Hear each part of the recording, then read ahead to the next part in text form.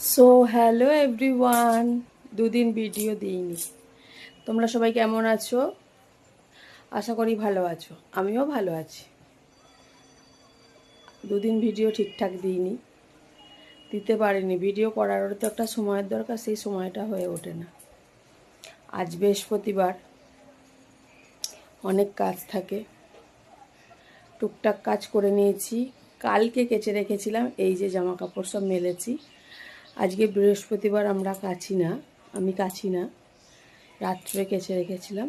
আজকে সকালে উঠে এইসব মেলে নিয়েছি। মেলে বিছানার চাদরটা চেঞ্জ করে নিয়েছি। আর এই যে বালিশের ওয়ার পরিয়ে এখানে রেখেছি, এখানে ছাড়া চাদরগুলো রেখেছি। এবার এই কাজটা করে ওই ঘরে জামা কাপড় পরশু দিন যেগুলো মেলেছিলাম তুলে রেখেছি ওই ঘরে, ও ঘরেরগুলো গোছাবো। গুছিয়ে তারপরে নিচে যাব, স্নান করে নিচে যাব।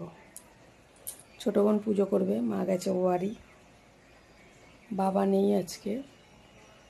কি রান্না হয় আবার দেখা যাবে।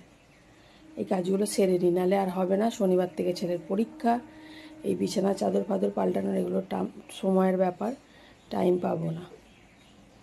তোমরা কেমন আছো, কি করছো জানাবে। আমি বিছানার চাদর পাতা হয়ে গেছে, কি বলে, চাদরটা পাতা হয়ে গেছে। বালিশের ওয়ারগুলো তুলে দিই। আগে তোমার হচ্ছে